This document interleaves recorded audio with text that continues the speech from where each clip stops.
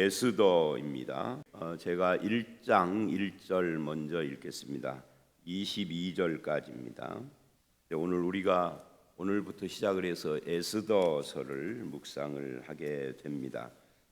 에스더서는 우리가 잘 안 읽는 설교도 들어보기는 했지만 예를 들면 요한계시록이나 이런 것처럼 설교를 거의 안 하는 책이 아니라 하기는 하는데 잘 하지 않는 책이죠. 여러 가지 이유가 있겠습니다만은 에스더서의 특징 같은 것이에요. 이 에스더서는 하나님에 대한 이야기가 거의 안 나와요. 그래서 에스더서를 가지고 이게 성경이 맞냐 하는 그런 논란이 있을 정도로 하나님에 대한 이야기가 안 나옵니다. 안 나오지만 그러나 한편 전체적인 흐름은 하나님의 섭리를 보여주는 그런 내용으로 되어져 있죠. 자세한 것은 여러분이 매일성경 그 에스더 서론 설명해 놓은 곳이 있어요. 거기를 좀 읽어보시면 알 수가 있습니다. 그리고 이제 이 본문을 보기 전에 두 가지를 먼저 우리가 생각을 해야 하는데 하나는 이 에스더서가 갖고 있는 역사적인 배경입니다. 에스더서는 페르시아 시대 이야기죠. 페르시아가 그 중동의 패권을 차지했을 때 그 전에 제국이라고 불리는 나라들이 뭡니까? 갑자기 지금 생각이 안 나요. 페르시아 바로 전에 바벨론. 이 바벨론이 굉장히 큰 영토를 가지고 있었지만 페르시아는 그거보다 더 큰 영토를 가지고 있었어요. 그래서 후대에 예수님 시대에도 로마 제국의 사람들이 이 페르시아를 두려워했습니다. 페르시아가 지금의 어디냐면 이란이에요. 근데 지금 이란은 굉장히 축소돼 있죠. 축소됐지만 지도를 보면 이란이 굉장히 커요. 지금도. 근데 이때 페르시아는 어느 정도냐면 1절을 보니까 인도로부터 구스까지예요. 인도는 우리가 잘 알고 구스는 아프리카 북부 지방인데 이 구스는 이집트 바로 밑에 있는 이 구스가 어디냐에 대해서 학자들이 좀 논란이 있습니다. 근데 우리는 그런 논란은 우리에게는 의미가 없고 대충 말을 하면 에티오피아 정도 되는, 그러니까 인도부터입니다. 이게 굉장히 넓은 거예요. 지도를 놓고 보십시오. 아프리카 북부 그리고 오늘날 소위 말하는 그 서남아시아, 인도는 서남아시아의 끝 정도라고 해야 될까요? 하여튼 그렇게 됩니다. 인도 바로 옆이 미얀마잖아요. 그래서 우리나라에도 이때가 우리나라의 어느 시대인가 하는 것을 좀 생각을 해볼 필요는 있는데 우리나라는 이때가 아마 그러니까 기원 전이니까 기원 전 400년대 이런 때니까요. 그러니까 우리는 고조선 이런 때 고조선 말 정도 되겠죠. 그렇게 되니까 까마득한 옛날입니다. 근데 그 페르시아하고 중국하고 문물 교류가 굉장히 활발했어요. 그리고 우리 오고 중국 오고도 굉장히 활발했고 그래서 우리나라에도 페르시아 문물이 들어왔죠. 그 정도로 페르시아가 영향력이 있습니다. 이때 유럽이나 이런 데는 미개한 지역이었어요. 유럽 사람들은 완전히 야만인 같은 삶을 살았었죠. 그런데 이 페르시아는 그렇지가 않았습니다. 자, 그래서 이 페르시아의 왕들을 우리가 조금 살펴보면 여기에 이 일은 아수에로 왕 때에 있었던 일이니라고 합니다.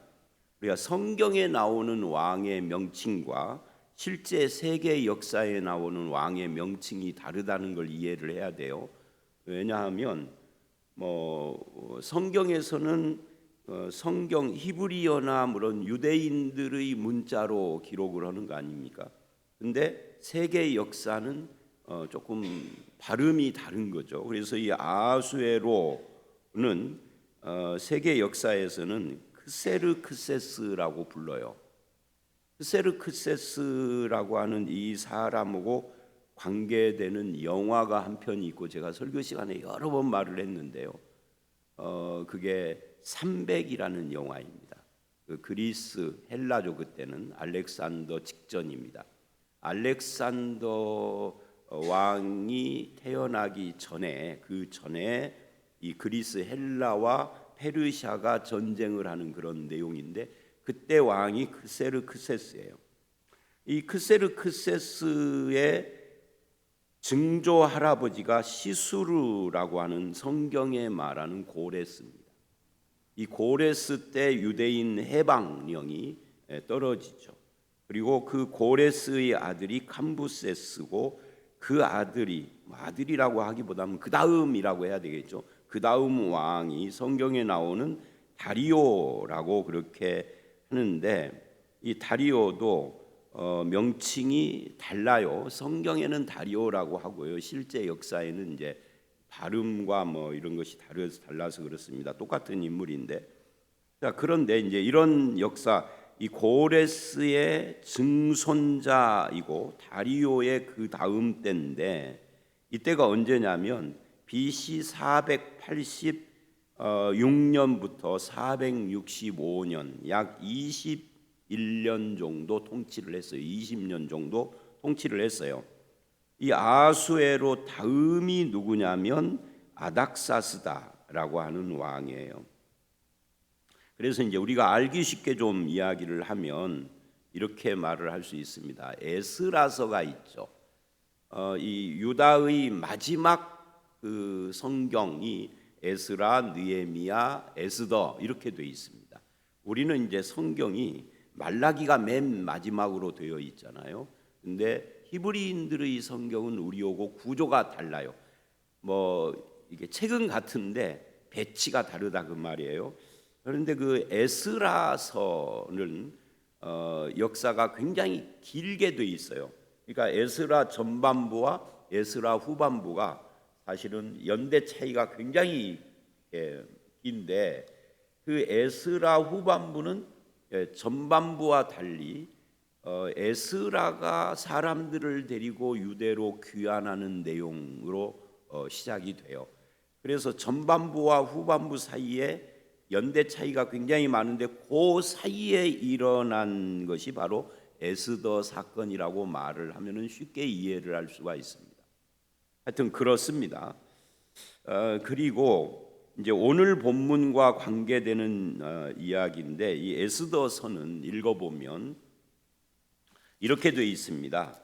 크게 이야기를 해서 세 개의 잔치로 구성이 되어 있습니다. 어떻게 구성이 되어 있느냐면 1장부터 2장 18절까지 여기는 페르시아의 잔치, 왕궁의 잔치입니다. 여기에는 작은 잔치, 제가 말하는 작은 잔치는 잔치 자체가 작다는 것이 아니에요. 이 에스더서의 전체 구조 속에서 그렇다는 거예요. 작은 세 개의 잔치가 나오는데 오늘 본문 읽은 곳에 보면 잔치라는 이야기가 3번이나 나오는데 이 잔치를 중심으로 4번 나오는데 3번 나오죠. 3절에 나오고 5절에 나오고 9절에 나오는데 이 잔치가 각각 다른 잔치예요. 이걸 3개를 묶어 가지고 첫 번째 큰 잔치라고 할 수 있어요. 페르시아의 잔치라고. 그다음에 2장 19절서부터 7장 10절까지 7장은 10절까지 없으니까 7장까지라고 할 수 있죠. 여기 이제 두 번째 잔치인데 여기는 에스더의 잔치예요. 이 에스더의 잔치가 굉장히 결정적인 어떤 사건의 전환점이 되죠. 그런 내용이 나오고요. 그다음에 8장서부터 10장까지 여기는 이제 유대인들의 잔치라고 할 수 있어요. 승리의 잔치인데 이 잔치가 부림절하고 연결이 되는, 그래서 크게 나누면 이렇게 3개의 구조를 가지고 있습니다. 잘게 나누면은 이제 조금 더 잔 내용들이 있죠.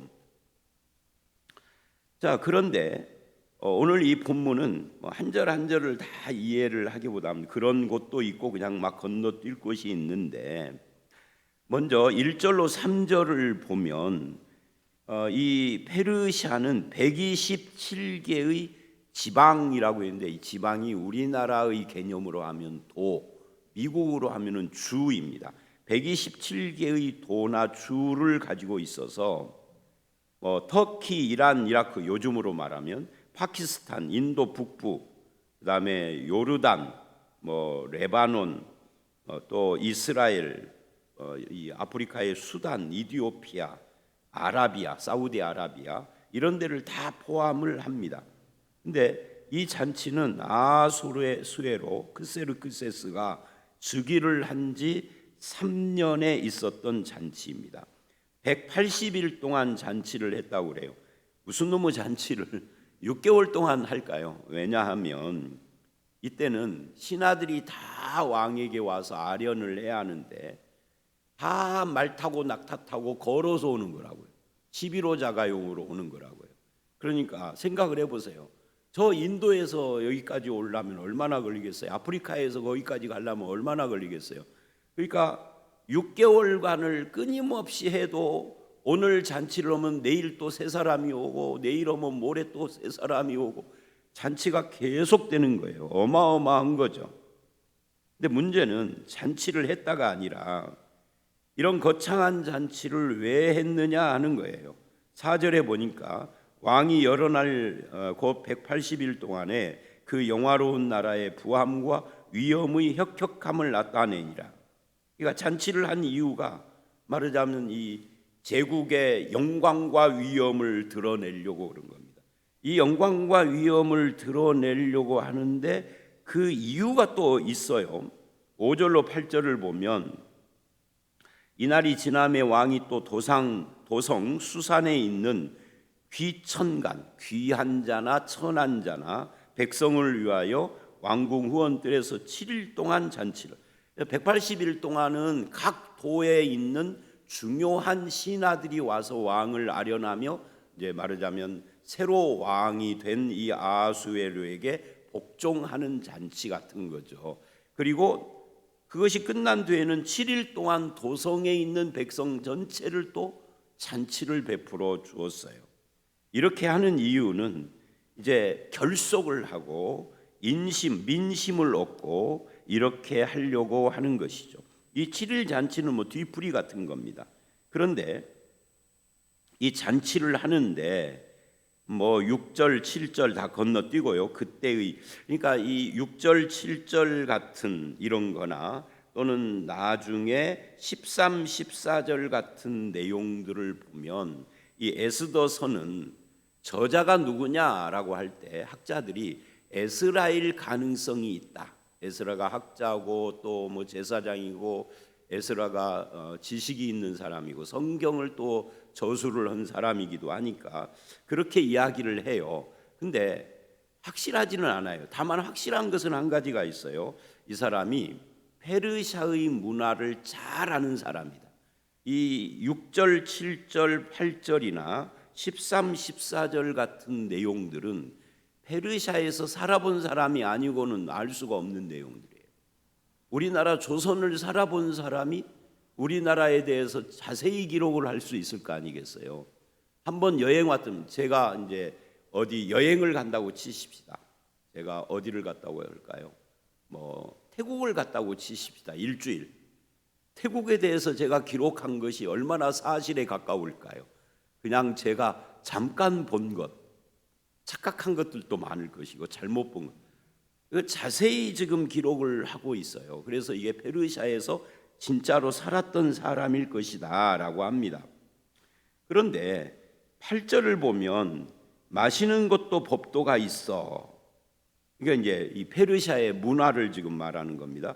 사람이 사람으로 억지로 하지 않게 하니 이는 왕이 모든 국내 관리에게 명령하여 각 사람이 마음대로 하게 함이더라.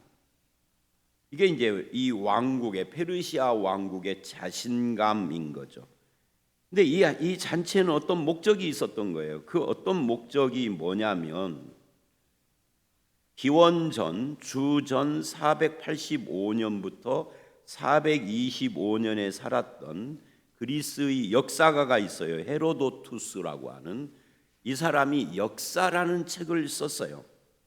거기에 이 잔치에 대한 기록이 나와요. 그러니까 성경에 나오는 이 잔치가 역사가도 인정하는 잔치인 거예요. 그러니까 하나는 성경이고 하나는 실제 역사책인데 하나님도 안 믿는 사람이 쓴, 근데 둘이 같은 잔치를 기록을 하는데 성경에서는 목적을 말하지 않지만 그 역사라는 책에서는 헤로도투스가 이 잔치를 기록하면서 목적을 말을 해요.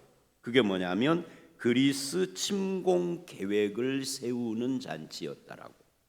그래서 아까 제가 그랬죠. 신하들의 마음을 하나로 묶을 필요가 있었던 거다라는 거예요. 백성들도 그렇고요. 그래서 왕국의 위험을, 우리나라가 이 정도 강해, 이걸 보여주는 겁니다. 그리고 그리스와의 전쟁을 하려고, 그러면 이 아하수에로는 왜 그리스와 전쟁을 하려고 하느냐면 그 부친이 다리오 왕인데, 우리가 다리오 왕은 어디서 보죠? 다리오 왕은 다니엘서에 나와요. 근데 이 다리오 왕이 그리스를 침공을 했어요. BC 490년에. 근데 침공을 했는데 그때 침공을 했을 때의 전쟁 중에 굉장히 유명한, 우리가 어렸을 때 중고등학교 때 배웠었던 그런 내용이 나오는데 그게 뭐냐면 마라톤 전쟁이라는 것입니다. 제가 전에 그 안식월 때 한 10년 조금 더 지난 전에죠. 그때 그쪽 지방을 갔다 왔었잖아요. 거기에 그때 그 차로 어디를 이렇게 가는데 그 선교사님이 저한테 저기 저 산 이렇게 쫙, 산이 높은 산이 막 우리나라 산처럼 뾰족하게 올라갔다 내려왔다가 아니라 일정한 그런 산인데 쭉 있더라고요. 굉장히 길게 차로 한참 다녀도 계속 끝이 안 나요. 차로 평지를 다니는데 저 멀리 목사님 저 앞에 저기가 마라톤이라고 하는 지역이에요. 저기에서 전쟁 때 우리가 배운 그대로 이제 승리했다는 소식을 전하려고 병사가 뛰어와서 소식을 전하고 죽었다고 하는, 거기서부터 마라톤, 왜 마라톤 그 길이, 저 달리는 그 길이 있잖아요. 길이라고 하나? 길이죠. 그거 난 뭐 몇 킬로 그거 지금 기억을 못 하는데 그 길이가 거기에 병사가 뛰어온 그 길이에요. 그걸 현대에도 그 길을 뛰는 겁니다. 그 전쟁에서 참패를 해요. 페르시아가 그리스에게. 그리고 그 부친이 결국은 죽죠. 이것이 올림픽하고 연결이 됩니다. 그래서 이 전쟁 때문에 이 마라톤 그리고 올림픽 이런 것이 연결이 되고요. 그때의 그 자기 부친의 실패에 대해서 회복을 하려고 그 아들인 아하수에로가 이제 즉위를 하고 두 번째 침공 계획을 세우고 이제 사람들, 백성들의 사기를 올리고 신하들이 사기를 올리고 하는 그런 일환에서 지금 이 침공 계획의 출발로 잔치를 하는 겁니다. 그리고 실제로 침공을 해요. 480년에 그때 계속 승리를 항상 침략자가 이기는 거잖아요. 처음에는. 나중에 결론은 어떻게 될지 모르지만 우리나라도 침략을 많이 받았으니까 밀리고 하다가 나중에 역전, 이게 보통 그러는 건데 이 페르시아도 그렇게 침공을 했어요. 그래서 계속 승리를 하다가 어디서 깨지느냐 하면 살라미스라고 하는 해전이 일어나요. 해군. 그 살라미스 해전에서 무참히 패배를 해요. 그리고 479년 BC, 그 다음 1년 뒤죠. 거기에서 또 패배를 해요. 플라티아라고 하는 그곳에서 패배를 또 합니다. 그리고 난 다음에 이 잔치를 이제 또 하는 겁니다. 잔치를 하는데 여기에서 이제 그 왕후가 뭐 그 읽은 내용 그대로니까 10절 9절 왕후도 잔치를 이제 여인들을 위한 잔치를 벌렸다라고 이야기를 합니다. 그리고 이제 10절서부터 본격적인 내용이 나와요. 왕이 중이 일어날 때 명령을 해요. 왕후 와스디를 오라고 해라.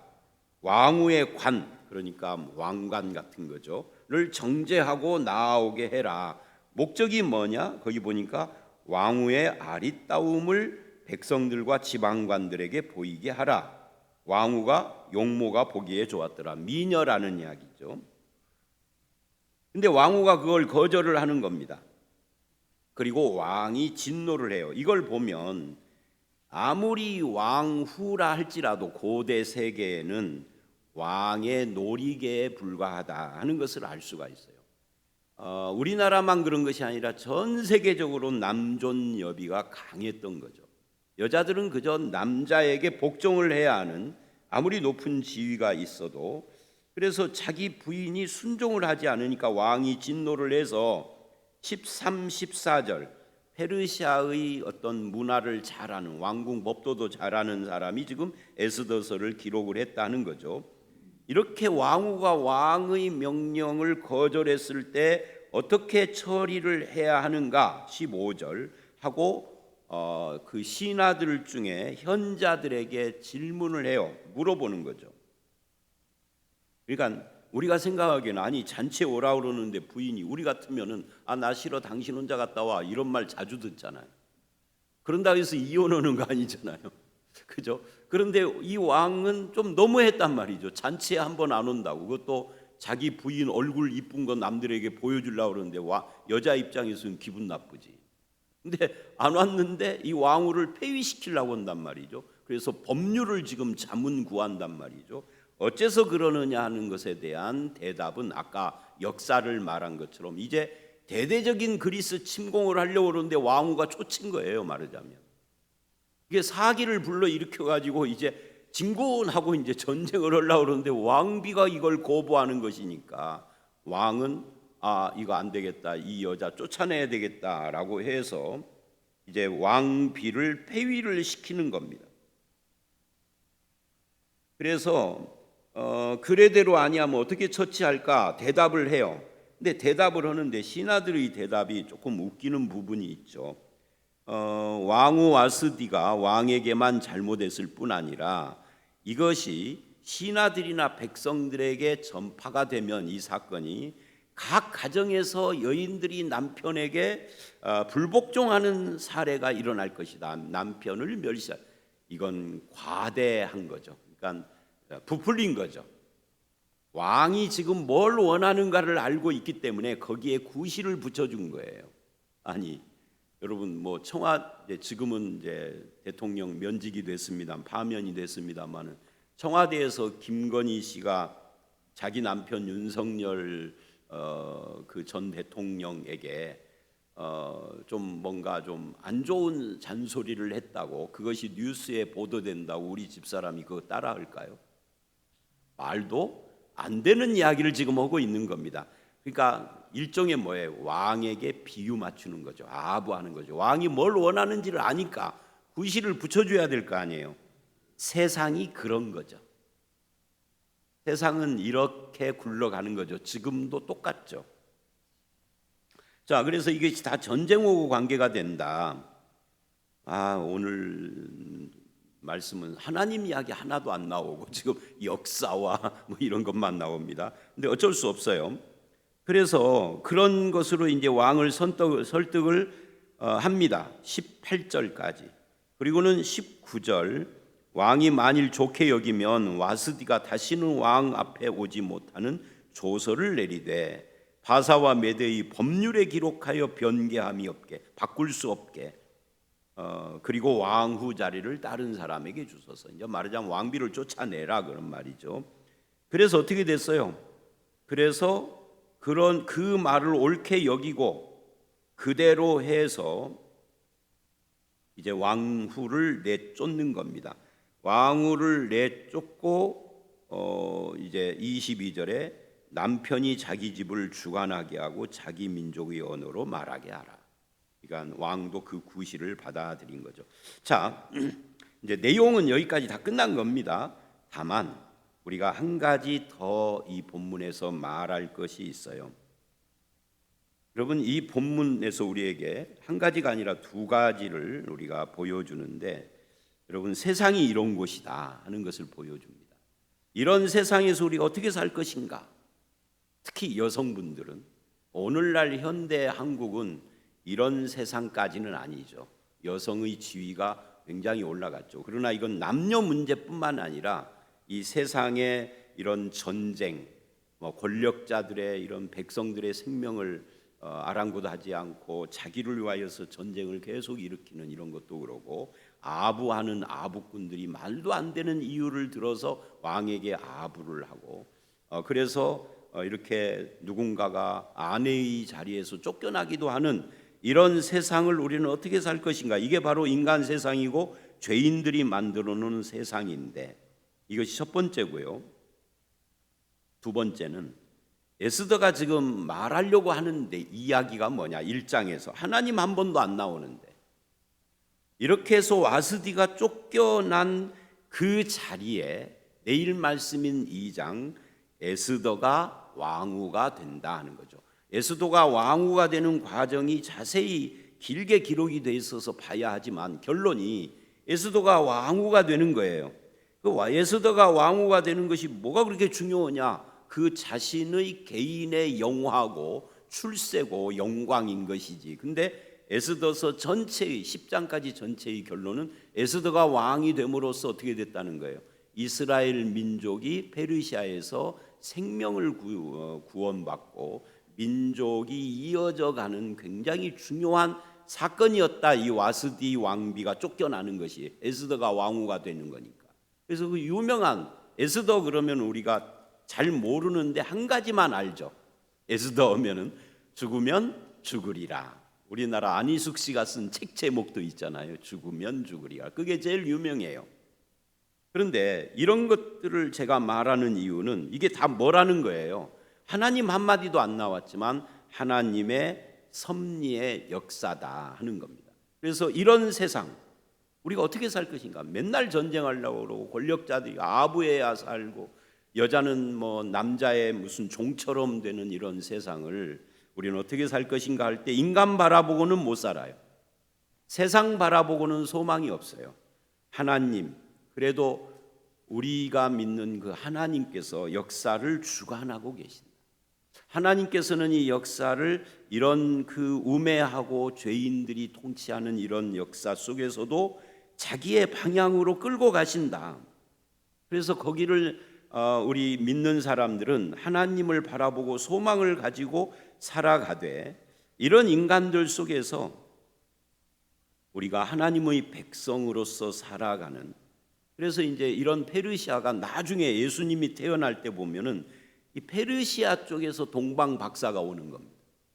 그들은 이때 살아남은 유대인들의 후손일 가능성이 많고요. 후손이 아니더라도 유대인 후손의 영향을 받은 사람들일 가능성이 많아요. 이 에스더서가 없었으면 동방 박사도 없는 거예요. 그런 의미에서 오늘의 결론은 그겁니다.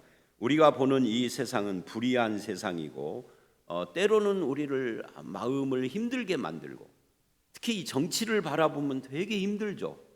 그래서 정치 뉴스는 안 보고 싶죠. 근데 이런 세상 속에서도 하나님이 우리의 소망이고, 이런 불의해 보이는 세상도 긴 안목으로 보면 하나님이 역사를 끌어가고 계십니다. 거기서도 하나님의 백성들은 살아내고 있다.